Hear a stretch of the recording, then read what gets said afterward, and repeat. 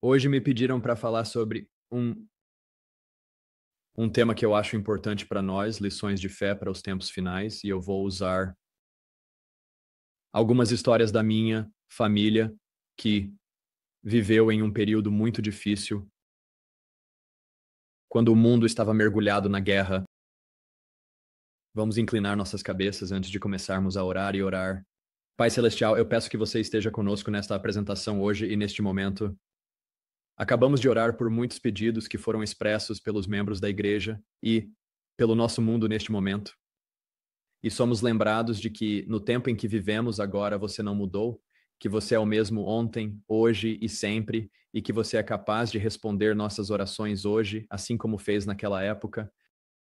Nós oramos para que você abençoe nosso tempo juntos e nos encoraje uns aos outros na a boa notícia do Evangelho e o poder de Jesus Cristo que ainda pode agir em nossas vidas hoje. Nós te agradecemos em nome de Jesus. Amém. Há alguns anos eu estava visitando encontro de acampamento em Lake Junaluska e eu ia falar lá nas reuniões noturnas durante toda a semana, e um dos meus tios do lado da minha mãe tinha viajado para estar lá naquela semana, e ele havia crescido na Polônia durante a Segunda Guerra Mundial, em uma comunidade alemã. E enquanto estávamos caminhando ao redor do lindo lago, alguns de vocês já estiveram neste belo encontro de acampamento na Carolina antes, então estávamos caminhando ao redor do lago uma noite. Ele me perguntou, ele disse: "O que você acha que eu desejei mais do que qualquer outra coisa enquanto crescia como criança durante a Segunda Guerra Mundial?" E ele me fez adivinhar o tempo todo enquanto caminhávamos ao redor do lago. E finalmente eu não consegui me segurar mais. Eu estava adivinhando todo tipo de coisas que eu conseguia pensar, comida, brinquedos, por finalmente apenas paz mundial, apenas coisas gerais que eu pensei. Talvez uma criança estivesse interessada, uma pessoa jovem estivesse interessada, e finalmente, depois de adivinhar em vão por 45 minutos, ele não desistiu de nada nesse processo. Ele finalmente, eu disse: "Olha, apenas me diga, tio Billy, me diga o que é, porque eu não consigo mais adivinhar." E ele disse: "Eu desejei mais do que qualquer outra coisa uma noite de sono ininterrupto. Uma noite em que não havia bombardeiros voando acima. Uma noite sem sirenes de ataque aéreo cortando a escuridão, onde eu não precisava me levantar e ir para um abrigo antiaéreo. Uma noite em que eu pudesse simplesmente dormir a noite toda sem ser interrompido pelo medo de guerra e as bombas que vieram com essa guerra." Quando a Alemanha terminou a guerra em 1945, foi assim que suas cidades pareciam. Muitas dessas cidades foram bombardeadas, de tal forma que restou muito, muito pouco. Às vezes a igreja foi poupada, e isso foi tudo em uma noite em Hamburgo, Alemanha, a cidade portuária mais ao norte da Alemanha. Em uma noite em 1944, eu acredito que foi com os bombardeiros britânicos vindo de lá para aquela cidade que era muito próxima da Grã-Bretanha. Eles conseguiram matar mais de 10 mil civis em uma noite. Na noite seguinte foram mais de 13 mil civis e eles chamaram Hamburgo ou Nagasaki, da Alemanha, como resultado desses bombardeios. Em alguns desses lugares estava tão ruim que tudo o que restou realmente foi entulho. E depois da guerra, a tarefa de reconstruir as cidades foi realizada, e as mulheres do entulho, há um termo em alemão, mas eu acho que essa é a melhor tradução, sairiam. Essas eram esposas e agora viúvas que haviam perdido seus maridos durante a guerra, que agora tinham a tarefa de tirar esses tijolos dos escombros e tentar reciclá-los para reconstruir o país novamente. Meu pai sempre dizia que nós nascemos na parte errada do mundo, na época errada da história da Terra. Este é o meu avô, e este é o livro que foi escrito sobre a nossa família durante a Segunda Guerra Mundial, e esta é a minha família, meu avô e minha avó e seus 3 filhos na época. A mais nova, Suzy, que escreveu o livro, ainda não havia nascido durante a guerra. Meu pai, Gerhard, está sentado no colo do meu avô, Kurt, ou mais velho, está entre seus pais ali. Kurt, a propósito, acabou de celebrar na sexta-feira passada seu 91º aniversário. Ele é um pastor e evangelista aposentado no sul da Alemanha. Lotte está sentada no colo da mãe. Hoje ela é chamada de Lisa. Ela se casou com um soldado americano depois da guerra e mora no sul da Califórnia. E você os verá um pouco mais tarde. Esta era uma imagem idílica no Prado, em algum lugar na Alemanha, pouco antes da guerra começar, e você pode ver os sorrisos felizes no rosto de todos enquanto eles celebram. Não sei se era um sábado ou se era outra tarde, onde eles podiam estar na natureza e aproveitar as lindas flores e a bela natureza ao redor deles. Mas com o início da guerra, aqueles sorrisos logo começaram a desaparecer. E meu avô foi a primeira pessoa, uma das primeiras pessoas a ser convocada para o exército alemão aos 40 anos. Ele já havia servido na Primeira Guerra Mundial quando era adolescente. Ele foi convocado para a Primeira Guerra Mundial aos 17 anos, aos 18 anos, a guerra havia terminado. Ele nasceu em 1899. Quando Hitler chegou ao poder, ele prometeu muitas coisas ao país da Alemanha. A Grande Depressão devastou o mundo. O dinheiro valia quase nada. Naquela época da história, você podia vir com uma carriola cheia de dinheiro para comprar um pão na loja. A inflação havia aumentado a tal ponto e Hitler foi eleito. Seu partido, o Partido Nacional Socialista dos Trabalhadores Alemães, foi eleito após um processo eleitoral muito interessante que foi democrático, mas não demorou muito para que Hitler não apenas conquistasse a maioria das cadeiras no parlamento, mas também solidificasse sua posição de várias maneiras. E aqui você pode vê-lo em uma dessas cenas, enquanto ele foi nomeado chanceler da Alemanha. O Partido Nacional Socialista dos Trabalhadores Alemães, NSDAP, que em inglês as pessoas chamam de, digamos, nazista, era um partido que prometia a prosperidade da Alemanha, prometeu fazer a Alemanha grande novamente, prometeu que todos teriam um emprego e que todas as famílias seriam cuidadas, prometeu que todos teriam um rádio do povo, prometeu a todos que estariam na escola. Muitas promessas importantes foram feitas e algumas dessas promessas foram cumpridas, mas por trás da aparência de tudo isso, havia algo muito mais sinistro em jogo, como sabemos hoje pela história, e havia pessoas que já entendiam alguns desses elementos sinistros desde o início. A Igreja Adventista do Sétimo Dia estava dividida durante esse tempo. Alguns eram muito favoráveis ao novo regime e achavam que as promessas que estavam sendo feitas significavam um futuro positivo para o país. Outros viam além da aparência e percebiam que muitas das promessas eram baseadas em uma filosofia básica, cujas suposições e pressupostos eram muito diferentes. De uma perspectiva cristã, e claro, a Alemanha havia sido o centro da reforma protestante centenas de anos antes. Foi em comícios como este em Nuremberg, onde um espetáculo fantástico foi apresentado, e essas foram transmitidas por meio desses rádios por todo o país, em uma nova tecnologia. Isso tornou certo que a propaganda do partido logo engolfaria toda a nação. E aqui você pode ver uma fotografia colorida dessas primeiras marchas. Devo dizer, a propósito, que enquanto eu falava, naquele encontro de campo na Carolina do Norte há alguns anos, alguém depois me deu uma dessas bandeiras originais. Um dos nossos soldados que estava estacionado na Alemanha pegou uma dessas bandeiras e me deu uma original. Hoje em dia, eu não mostro essa bandeira a ninguém.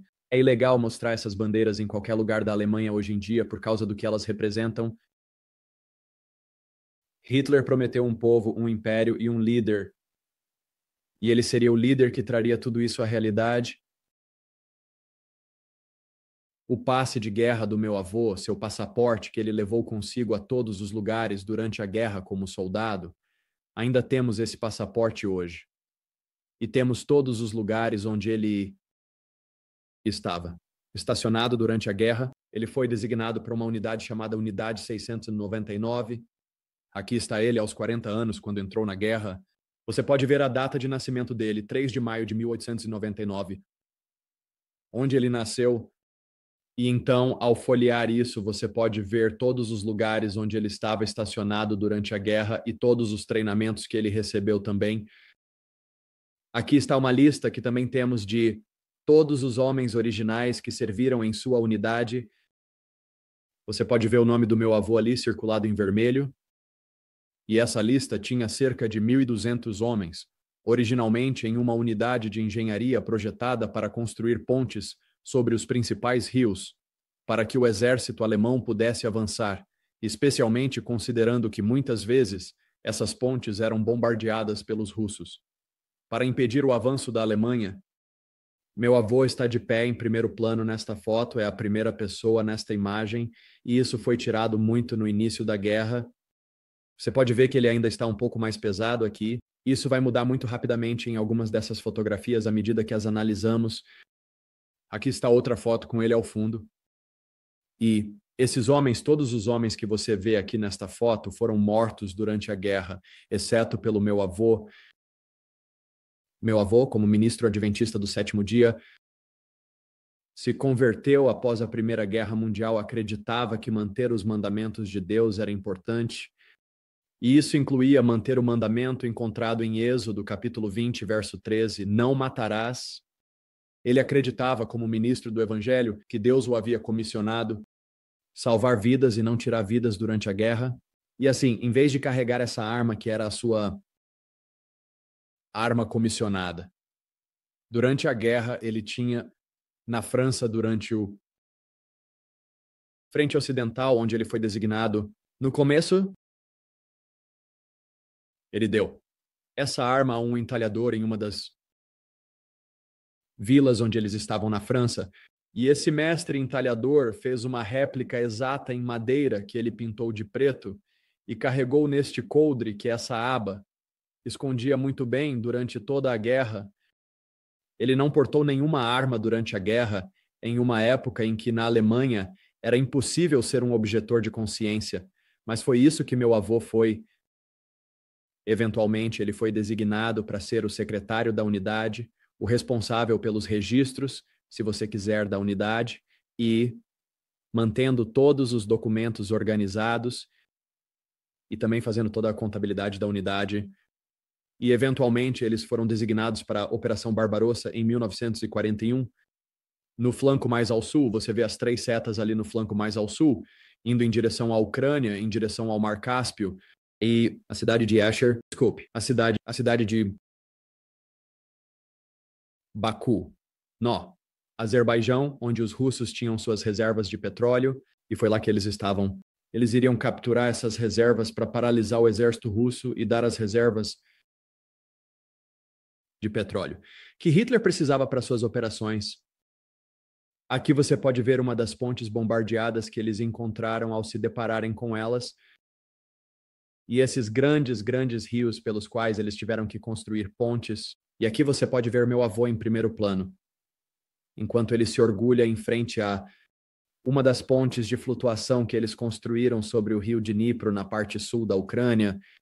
Este é um dos maiores rios, e isso provavelmente levou vários dias para eles construírem, mas em muitos dos rios menores, eles fizeram isso durante a noite e conseguiram garantir que os exércitos em avanço pudessem continuar seu caminho.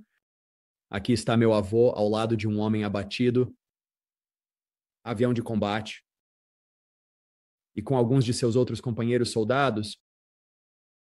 Como mencionamos há pouco, houve muitas baixas durante esta guerra. Eles estavam na linha de frente, é claro, e durante esse tempo, muitas vezes, além e além das linhas de frente e atrás das linhas inimigas, por assim dizer, já que eles estavam bem, bem na frente das linhas. E então houve muitas, muitas baixas de perda de vidas durante aquele tempo. E meu avô confiava muito em sua Bíblia, que ele mantinha com ele, e ele lia sua Bíblia todas as noites. E ele a lia todas as manhãs antes de se levantar, para cumprir suas obrigações. Ele era extremamente cuidadoso em manter a palavra perto de si.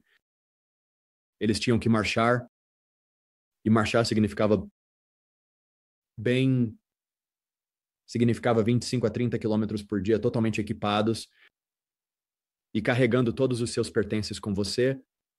Eles tinham alguns veículos. Você pode ver os cavalos ao fundo, algumas carroças, apenas alguns veículos motorizados, mas nada realmente que eles pudessem usar para carregar se ficassem cansados ou algo assim, que eles poderiam ter para carregá-los se ficassem cansados ou algo assim. E um dia meu avô recebeu um par de botas novinhas, botas de couro que ele deveria usar no dia seguinte. E você sabe que botas de couro precisam ser amaciadas primeiro? E meu avô, é claro, todo mundo sabia disso também. E não há nada melhor para amaciar um par de botas do que fazer uma caminhada de 30 quilômetros no dia seguinte. O problema era que as botas amaciavam meu avô e não o contrário. E quando o dia acabou e meu avô chegou ao local de descanso, ao tentar tirar aquelas botas com cuidado, seus pés estavam uma bagunça ensanguentada. Ele tinha bolhas nos pés do tamanho de dólares de prata e elas tinham estourado, é claro, durante o dia, enquanto ele estava caminhando. Os pés dele imediatamente inchou a um tamanho que ele nunca conseguiria colocar aquelas botas novamente. E meu avô, com a ajuda de um de seus companheiros de soldado, mancou até um riacho próximo para mergulhar os pés na água fria e tentar obter algum alívio e tentar lavar o sangue dos pés. Ele sabia no dia seguinte que se não conseguisse colocar aquelas botas e se não conseguisse marchar, seria o fim para ele. Ele seria deixado para trás, e não havia nada pior do que ser deixado para trás. Para os russos, não havia nada pior do que ser capturado pelos russos. A própria morte era considerada melhor do que ser capturado, porque isso significava tortura. Isso poderia significar a Sibéria. Eles tinham ouvido todo tipo de histórias horríveis sobre como os alemães eram tratados se fossem capturados. E assim, meu avô sabia naquela noite, enquanto adormecia, que teria que usar aquelas botas no dia seguinte. Ele orou, ele leu a Bíblia, ele orou e pediu ao Senhor que, por favor, curasse seus pés. Ele também pediu ao Senhor por um sinal. Ele nunca tinha pedido um sinal antes, mas isso era algo extraordinário. Ele não tinha notícias da família há meses. Ele não sabia se eles ainda estavam vivos ou não com os bombardeios incessantes que aconteciam lá. Então ele orou ao Senhor e disse: Senhor, eu nunca te pedi isso antes, mas hoje eu gostaria de pedir que me desse um sinal, algum tipo de sinal para que eu soubesse que você está comigo.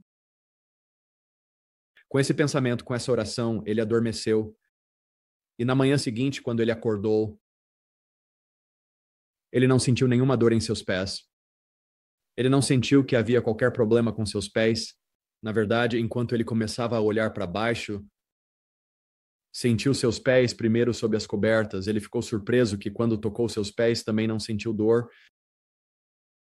Então, muito surpreso, ele jogou as cobertas para o lado e então olhou para seus pés e descobriu que estavam completamente inteiros. Não havia sinal de que houvesse bolhas ali antes. Não havia sinal de que houvesse qualquer trauma em seus pés no dia anterior. Seus pés pareciam perfeitamente normais, como se sempre tivessem sido assim, e ele olhou com espanto. O cara que estava dormindo ao lado dele quando acordou também viu seus pés. Ele foi quem o ajudou. Desceu até o riacho e ele não conseguia acreditar no que via. Ele diz: O que aconteceu? Meu avô disse: Eu sirvo a um Deus incrível. E ele calçou aquelas botas novamente e marchou mais 30 quilômetros naquele dia. Aquelas botas nunca mais o incomodaram. Alguns meses depois, ou melhor, alguns dias depois, após caminhar. E em uma dessas fotos, na verdade, há uma seta apontando para o meu avô e o grupo de soldados. Eles chegaram a uma pequena vila e eles ocuparam a vila. Eles usaram a escola da vila como o quartel-general, improvisado para a sua unidade.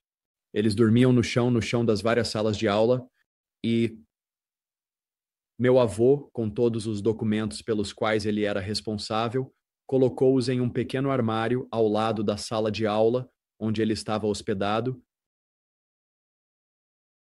E depois, 2 dias depois, uma manhã, ele acordou muito cedo.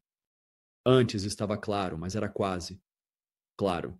Estava um pouco crepuscular naquele momento, e ele acordou e, de alguma forma, percebeu um som que não conhecia. Era um som zumbido. Era algo assim. Ele pensou a princípio, ainda meio sonolento, que talvez fosse um mosquito zumbindo ao redor de sua cabeça, e ele meio que se agachou para tentar pegar, mas não era isso. Ele percebeu então que o som vinha de fora do prédio. Então ele se levantou com cuidado, ele se dirigiu para o topo de seus outros companheiros, e enquanto ele atravessava o caminho, atravessava no centro desta vila. Do outro lado, os russos haviam construído uma torre de observação. Ele subiu até o topo da torre de observação e ele olhou na direção do som e seu coração quase parou ao ver centenas de tanques russos. T-34 vindo pelas colinas em direção à sua pequena vila. E meu avô sabia naquele momento que não havia nada em seu arsenal que pudesse se comparar a isso.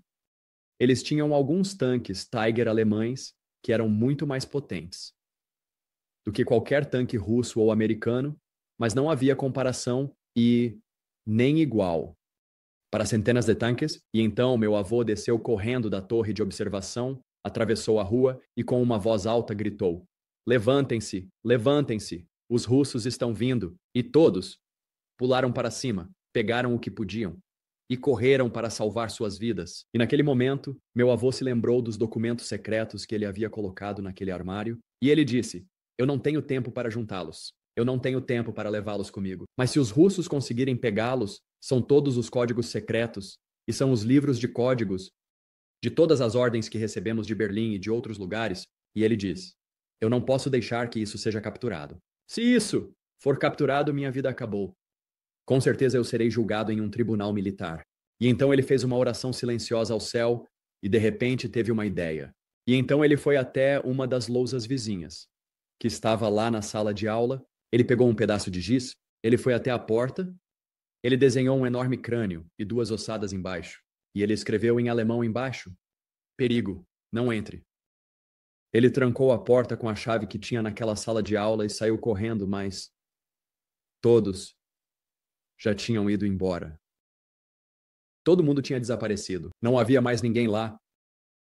O coração do meu avô afundou ao perceber que os soldados, todos os seus camaradas, tinham ido embora. E deve ter se passado bastante tempo, mais tempo do que ele havia antecipado. E então ele viu um veículo. Um dos veículos dele se afastando muito, muito, devagar, puxando atrás de si uma peça de artilharia muito pesada. Pelo menos foi isso que me disseram enquanto eu crescia, meu pai. Quando minha tia escreveu o livro, destruiu a história. Eu sempre chamei de a história do tanque porque supostamente era um tanque puxando uma peça de artilharia muito pesada. Mas quando minha tia saiu com o livro, era um caminhão puxando uma peça de artilharia muito pesada. E você tem que entender que meninos gostam dessas coisas. E tanques e caminhões não são bem a mesma coisa, se é que você me entende. E então eu fiquei um pouco devastado com isso. E eu perguntei ao meu tio Kurt, o irmão mais velho do meu pai, quando eu o vi da próxima vez na Alemanha, o que era? Era um tanque ou era um caminhão? Quem estava certo? Era meu pai que estava certo. Ou foi minha tia. E meu tio tinha um sorriso muito bonito no rosto. E ele disse: "Bem, claro, os dois estão certos." Eu disse: "Como isso é possível?" Ele disse: "Bem, era um caminhão-tanque. Era um veículo de esteira. Tinha uma esteira como um tanque atrás. E tinha rodas que giravam como um caminhão na frente. Um veículo de esteira." Eu disse: "Ah, um desses." E então, ele me mostrou uma foto e eu tive que digitalizar essa foto para que você pudesse vê-la. Eu digitalizei isso para o meu tio há muitos anos. Isso é o que estava sendo puxado, evidentemente. Algo assim, você pode ver o veículo de esteira na frente puxando uma carroça muito pesada com um tanque em cima. Seja um tanque ou algo diferente. Eu não sei. Esse é um tanque Tiger alemão. A propósito, o veículo de esteira estava coberto. Alguns desses veículos de esteira estão cobertos. Este é um tipo de veículo de esteira conversível que seria muito fashion agora. Minhas filhas me disseram que querem comprar conversíveis agora. Eu não sei se isso é uma boa ideia. Mas de qualquer forma, aqui temos um veículo de esteira conversível, mas este veículo de esteira em particular estava fechado, tinha uma cabine fechada, e meu avô correu pela sua vida para conseguir chegar a esse veículo. Estava ganhando velocidade enquanto puxava isso pesado. Reboque atrás dele. Ele correu, com todas as suas forças. Estava a cerca de 100 metros de distância. E meu avô disse depois, enquanto me contava a história, ele disse, Michael, eu sei que ganhei cada. Eu ganhei o recorde mundial naquele dia na corrida de 100 metros. Eu disse, avô, como você sabe disso? Ninguém estava cronometrando. Ninguém estava cronometrando. Eu não estava correndo por uma medalha. Eu não estava correndo por nada além da minha vida. Ninguém nas Olimpíadas corre pela sua vida. Eles só correm por medalhas. Eu estava correndo pela minha vida. Eu sei que eu ganhei a corrida de 100 metros naquele dia. De qualquer forma, ele não conseguiu chegar exatamente até o veículo de esteira, o caminhão que puxava. O veículo, mas ele conseguiu chegar até o engate que conectava os dois veículos. E ele se sentou naquele engate. E enquanto ele se sentava no engate, recuperando o fôlego, aquele veículo, assim como você vê nesta imagem, teve que fazer uma curva muito, muito acentuada. Meu avô não tinha nada a que se segurar. E naquele momento ele simplesmente caiu para trás, derrubado. Ele foi derrubado, ele perdeu o equilíbrio, ele caiu para trás, as costas dele bateram no chão, e quando as costas dele bateram no chão, o ar saiu do corpo dele. E ele olhou para a roda e o reboque que vinha em direção à sua cabeça. A roda daquele reboque muito pesado estava indo direto em direção à sua cabeça. Ele não conseguia se mover para lugar nenhum. Ele não conseguia ir a lugar nenhum. E naquele momento ele disse: eu vi toda a minha vida passar diante dos meus olhos. Desde que eu era criança, até aquele momento na história, como um grande filme em uma tela de cinema, passou diante de mim em apenas um segundo. E então eu só tive tempo de orar em minha mente. Senhor, por favor, salve a mim e minha família. E naquele momento, algo me agarrou. Alguém me agarrou por trás, segurou minha camisa, me levantou daquele veículo, me ergueu, bem alto no ar, e me colocou em cima do caminhão-tanque, veículo de meia lagarta, em cima da cobertura, da parte de trás daquele veículo. E quando eu olhei ao redor para agradecer a quem havia acabado de salvar minha vida, ele disse que não havia ninguém à vista. Ele olhou para a cabine alguns segundos depois de recuperar o fôlego, e eles não podiam acreditar. O que você está fazendo lá em cima? Não conseguia acreditar que ele estava lá em cima. Meu avô estava convencido de que naquele dia em particular, um anjo tinha salvado sua vida. Na Bíblia, lemos em João, capítulo 16,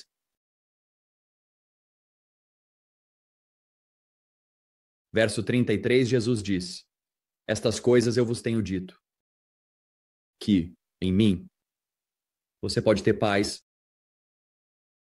No mundo vocês terão tribulações, mas tenham bom ânimo. Eu venci o mundo.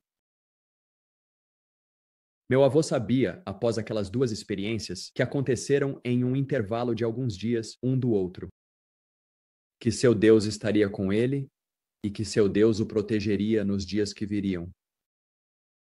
O Salmo 46, verso 10 diz: Salmo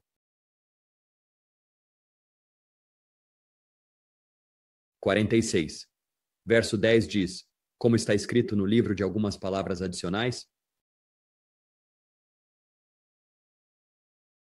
enquanto aquelas experiências aconteciam na frente russa, outras experiências estavam acontecendo em casa. Minha avó estava cuidando de uma família. Família com 3 crianças na época. Eu já compartilhei com vocês os nomes deles. Um dia, houve uma batida muito alta na porta. E alguém estava lá. Kurt, o mais velho, foi abrir a porta. E enquanto ele estava lá, notou um homem vestido com um terno civil muito bonito, com um paletó, meio que como eu estou vestido hoje, com uma gravata, com um broche no lapel e uma faixa no braço. O broche era este broche aqui, que você ainda pode comprar entre colecionadores. O nome do partido. A suástica no centro, indicando que este senhor era um membro do partido nazista, e ao redor do seu braço, uma braçadeira que também tinha a suástica em vermelho, branco e preto. Esse homem perguntou gentilmente se a mãe do Kurt estava em casa, minha avó, e ele disse sim, E ele disse: bem, eu poderia falar com ela, por favor. Então as crianças foram levadas para a cozinha, enquanto minha avó conversava com esse senhor na sala de estar. Esse senhor, depois de alguns minutos, saiu e minha avó entrou na cozinha e disse às crianças: crianças, temos uma situação muito, muito séria agora. Seu pai e eu acabamos de receber um convite. Nossa família foi convidada a se juntar ao Partido Nazista, o Socialista Nacional, Partido Democrático dos Trabalhadores. E recusar não será bom para nós. Claro, aceitar um convite como esse seria maravilhoso em muitos casos, se você pensar bem. Ela não disse isso, estou apenas compartilhando isso com você aqui hoje. Ser membro daquele partido significava que você recebia o dobro de racionamento a cada mês. Isso significava que, para as crianças, em vez de um par de sapatos por ano, você ganhava 2 pares de sapatos por ano. Significava mais comida, significava mais suprimentos, significava mais roupas. Isso também significava que você era convidado para os eventos culturais na cidade. Eles moravam na cidade de Frankfurt, a capital bancária da Alemanha. Isso significaria convites para a ópera. Minha avó, antes de se tornar adventista do sétimo dia, era cantora de ópera. Isso significaria convites para concertos e eventos sociais. Eles fariam parte do alto escalão. Mas recusar também seria consequente. Então minha avó teve essa ideia. Enquanto esse senhor falava com ela, ela disse: Senhor, eu não tomo decisões importantes como essa sozinha. Eu só tomo decisões como essa quando meu marido está presente e nós tomamos decisões importantes juntos. Como ele não está aqui, vou ter que escrever para o meu marido e perguntar qual é a opinião dele sobre esse assunto. Então eu vou ter que esperar para te dar uma resposta. E minha avó sabia que as cartas indo para a frente russa levariam muito, muito tempo, e as cartas voltando levariam o mesmo tempo. E assim ela estava ganhando tempo. Mas quando o final daquele mês chegou, não havia cartões de racionamento que chegavam pelo correio e não havia cheque do governo, porque meu avô estava servindo ao seu país. E foi assim que eles sobreviveram naquela época da história. Naquela quarta-feira em particular, em uma reunião de oração como esta na igreja dela, onde meu avô tinha sido o pastor antes de ser convocado para o exército, ela fez um pedido de oração para sua família da igreja. Esse pedido de oração era que, de alguma forma, o cheque do governo e os cartões de racionamento chegariam. Você não podia comprar nada apenas com dinheiro. Você tinha que ter os dois naquela época. Havia uma família muito legal nisso. Congregação, a igreja deles possuía uma pequena mercearia, e eles disseram: Senhora Hazel, você não precisa se preocupar nem um pouco. Nós vamos te ajudar este mês. Nós vamos te dar a comida que você precisa, e você não precisa se preocupar. Nós também vamos te dar um pouco de dinheiro. Ela estava tão feliz e tão agradecida por essa família. Quando o final do segundo mês chegou, ainda não havia cheque. A família novamente deu provisões para minha avó. Um terceiro mês se passou, sem cheque, sem cartões de racionamento. Um quarto mês, e depois do quarto mês, a mesma família, na reunião de oração na quarta-feira, veio até a minha avó e disse: Sinto muito, nós usamos todas as nossas economias, nós usamos tudo o que temos para te ajudar e não podemos mais te ajudar. Nós não sabemos o que fazer, mas Deus proverá. Minha avó voltou para casa naquele dia muito, muito frustrada. Ela tinha 3 bocas jovens para alimentar. Ela não tinha outra maneira de conseguir bens nem comida. E ela escreveu uma segunda carta para o marido dela na frente russa. E nesta carta, né, ela foi muito direta. E ela disse: Eu não sei o que fazer. Você está servindo o seu país, mas eu estou aqui em casa e o governo não está enviando o necessário. Os fundos que você está ganhando todo mês, e eu não sei o que fazer. Nós já estamos há 4 meses e eu não acho que vamos sobreviver se isso continuar. Ela enviou aquela carta e no dia seguinte houve uma batida na porta. Havia outro homem parado ali desta vez, um homem que estava vestido de uma maneira muito semelhante, com o mesmo broche que você vê aqui, com a mesma roupa. E ele simplesmente entregou a Kurt desta vez uma carta. Isso deveria ser entregue ou um aviso que deveria ser dado à mãe dele. Quando minha avó abriu aquela carta, o rosto dela ficou pálido. Ela tinha acabado de receber uma carta convocando-a para sede do partido na cidade de Frankfurt, para ter uma reunião com ninguém menos que o chefe de... Era conhecido na Alemanha como a Casa Marrom. Isso não é, mas eram assim. Era conhecido como a Casa Marrom porque era marrom por fora. Era um edifício formidável na cidade de Frankfurt. E havia uma reputação que as pessoas que eram convocadas para ir a essa casa, porque não era apenas a sede nazista, era também a sede da Gestapo ou da polícia secreta, que as pessoas convocadas para essa casa raramente eram vistas novamente. Eles simplesmente desapareceram. E a maneira como as crianças processaram isso enquanto pensavam na Casa Marrom era que havia maçanetas na entrada do edifício, mas não havia maçanetas do lado de dentro para deixar alguém sair. Pelo menos foi isso que meu pai achou. Ele tinha apenas 7 anos quando isso aconteceu, você vê. Minha avó tomou uma decisão enquanto orava sobre isso durante o fim de semana.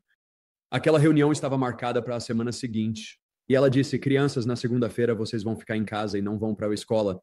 Você não vai a lugar nenhum. Eu fiz arranjos separados para que vocês sejam levados para um lugar. Onde quer que você tenha que ir para um lugar secreto, eu não vou dizer a nenhum de vocês para onde seu irmão ou irmã estão indo, mas vocês vão ir separadamente.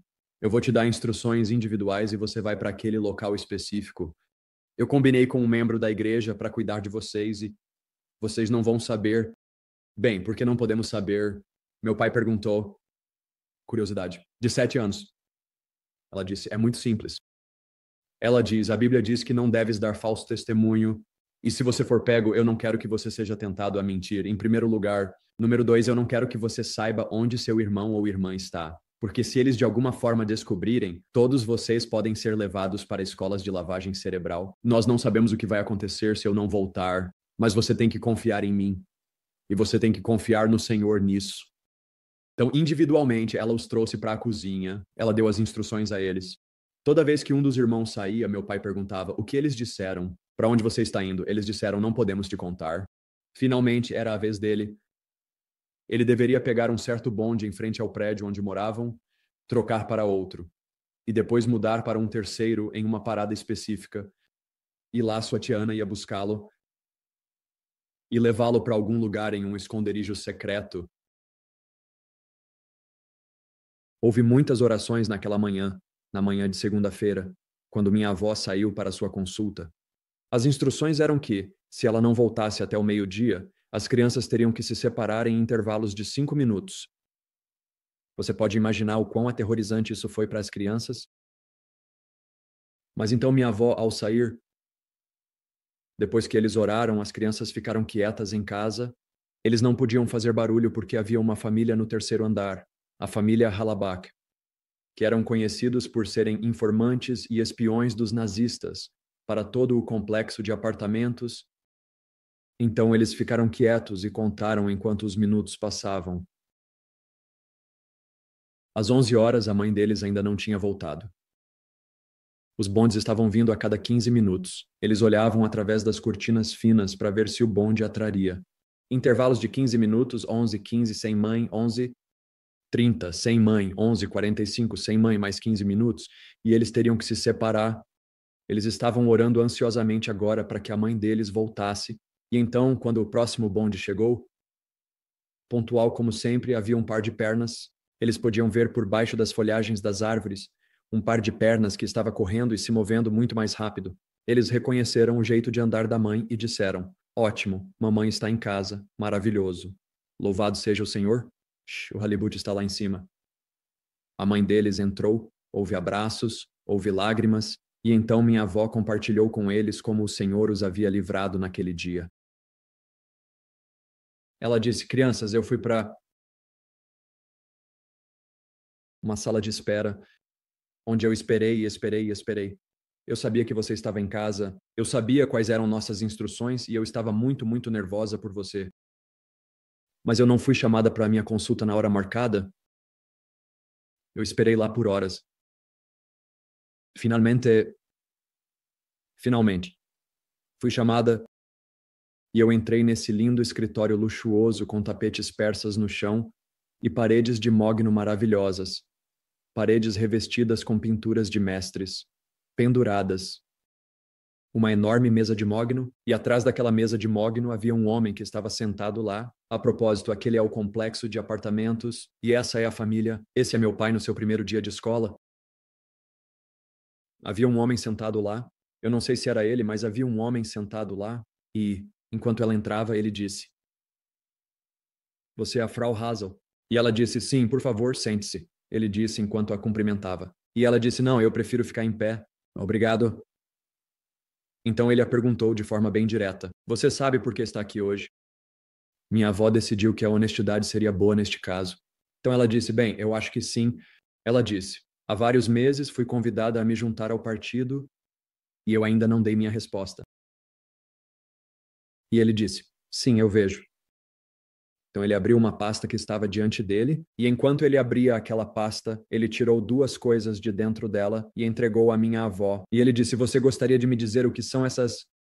Minha avó olhou para elas com espanto. Eram as duas cartas que ela tinha enviado ao marido, uma 4 meses antes e uma apenas na semana anterior. Minha avó disse: "O que você está fazendo com essas? Essas eram cartas privadas que eu enviei ao meu marido." "Nós temos o direito de saber tudo o que está acontecendo," ele disse. "E o que te dá o direito de dizer todas as coisas que você disse na sua segunda carta?" Fazendo seu governo parecer muito, muito mal e desmoralizando as tropas na linha de frente. "Você realmente acha que isso vai ser benéfico para aqueles que estão lutando pela pátria?" E ele começou a ficar muito agitado e muito, muito nervoso. E em um momento ele diz: "O que você pensa que está fazendo ao não se juntar ao partido nazista que deu a este país tudo o que era possível?" E houve uma pausa. E minha avó conseguiu apenas intervir um pouco. E ela disse: "Senhor, é muito simples. Eu sou um adventista do sétimo dia cristão, e como um cristão adventista do sétimo dia, eu não posso com consciência me juntar a um partido que é baseado em princípios ateístas, um partido que para todos os efeitos nega a própria existência do Deus que eu sirvo." E ele parou por um momento, ele diz: o que você disse que era?" Ela diz: "Eu sou um adventista do sétimo dia, cristã." "Sim. Qual igreja você frequenta?" E ela lhe disse, e ele disse: "Só um momento." Ele pegou um telefone na mesa e disse: "Por favor, verifique se a senhora Helena Hazel é membro da igreja adventista do sétimo dia tal e tal."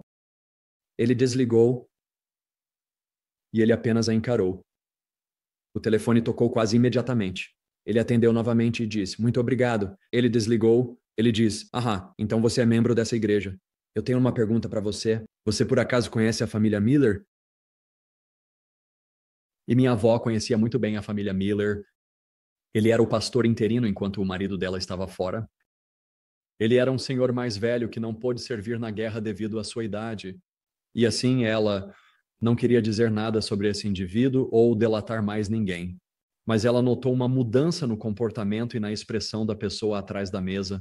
Ele estava sorrindo agora. E não era um sorriso sadístico, não era um sorriso maligno, era um sorriso um sorriso agradável. Então ela achou que valia a pena arriscar. Então ela disse: "Sim, eu conheço a família Miller, eu os conheço muito bem, eu os conheço há muitos anos. Eles são uma família maravilhosa." Ele diz: "Eu sei. Eles são a família mais maravilhosa que minha esposa e eu já conhecemos." E agora minha avó estava muito confusa. Ele diz: "Você vê, nós acabamos de nos mudar para um novo bairro e para uma nova casa e os Miller são nossos vizinhos. Eles têm sido os vizinhos mais hospitaleiros que já tivemos em nossas vidas. Eles trouxeram pães fresquinhos. Eles nos convidaram para o jantar. Eles têm sido os vizinhos mais agradáveis e acolhedores que já tivemos em nossas vidas. Minha esposa e eu, nós amamos a família Miller." E eles mencionaram em um certo ponto, quando perguntamos a eles que eram adventistas do sétimo dia: "E você é adventista do sétimo dia?" Interessante.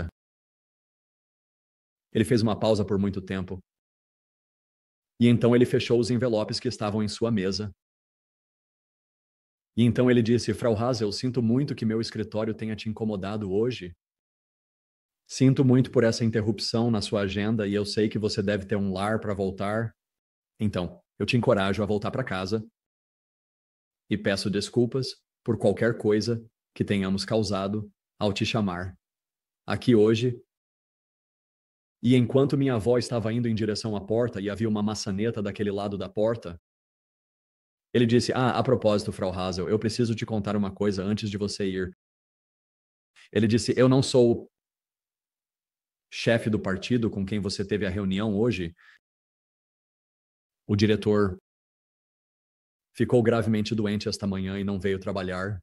É por isso que tivemos um atraso na nossa reunião, mas eu posso te garantir, ele diz, eu sou o diretor associado disso, deste conjunto aqui, e eu posso te dizer que tenho todo o direito e jurisdição neste assunto, e eu vou garantir que este escritório nunca mais incomode sua família.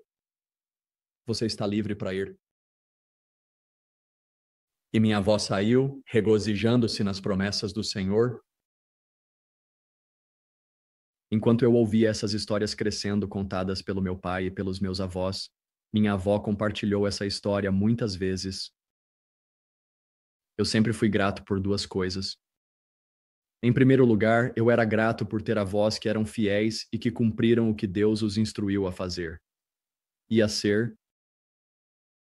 E eu sempre fui muito, muito grato pela família Miller, cuja hospitalidade e generosidade, para os vizinhos, dos quais eles não tinham ideia do que faziam da vida ou quem eram, mas eles os tratavam como companheiro, pessoas, criadas à imagem de Deus e a quem Deus amou muito. E foi por causa da generosidade, da hospitalidade e do amor deles que minha família ainda está viva hoje. Estou convencido disso. Então, ao encerrarmos hoje, eu simplesmente quero dizer isso, que podemos ter certeza de que Deus, não importa o que aconteça no tempo em que vivemos, sabemos que esses tempos só vão se intensificar. À medida que nos aproximamos da vinda do Senhor, Deus será fiel a nós. Ele será fiel como foi para aquelas 3 crianças que não precisaram seguir caminhos separados e puderam ver sua mãe novamente. Ele será fiel para cada um de nós, assim como foi para meu avô, que foi libertado com este documento depois que a guerra acabou, sendo um dos 7 indivíduos a sobreviver dos 1.200 homens originais. Ele foi fiel ao meu pai e ao seu irmão Kurt, que estão aqui mostrados como adolescentes ou no início dos 20 anos. E ele foi fiel aos meus avós, que na aposentadoria viveram na Floresta Negra, onde eu frequentemente conseguia visitá-los. Uma coisa que você não lê muito no livro é que eles tinham um senso de humor incrível. E nesta foto você consegue ter uma pequena noção disso enquanto a família está junta. Meu avô adorava fazer brincadeiras com seus netos e nós caíamos nelas toda vez. Na casa deles, e ainda temos essa placa hoje, havia uma placa de madeira que estava pendurada dentro da porta do apartamento deles. Ela ficou pendurada lá durante toda a guerra. Ela ficou pendurada no apartamento dos meus avós, até a morte deles no início dos anos 1990. E isso estava gravada com um versículo que encontramos na Bíblia. O último versículo de Mateus. No livro de Mateus, encontrado no capítulo 28, diz: E eis que estou convosco todos os dias até o fim do mundo. Vamos inclinar nossas cabeças para a oração. Gracioso Pai Celestial, agradecemos a você hoje que enquanto estamos na pontinha dos pés daquela grande estátua em Daniel 2, no final do tempo, na história da nossa terra, enfrentando situações em nosso mundo que nunca havíamos enfrentado antes, podemos ver que o fim está próximo. À medida que vemos a profecia se cumprindo bem diante de nós e diante de nossos olhos, enquanto lemos através do grande conflito e podemos ver as coisas acontecendo como se estivesse escrito naquele grande livro de peças de história e profecia. Nós oramos, Senhor, por uma coisa: que manteríamos nossos olhos focados em Cristo, que manteríamos nossos olhos focados em Jesus, nosso Senhor e Salvador, o autor e consumador da nossa fé. E agradecemos por tudo que você faz por nós e continua a fazer por nós agora, enquanto você intercede em nosso favor no santuário celestial. Agradecemos pela sua bondade, agradecemos pelo seu amor e somos gratos por suas provisões, pois você foi à nossa frente para que possamos um dia estar onde você está também. Agradecemos em nome de Jesus. Amém.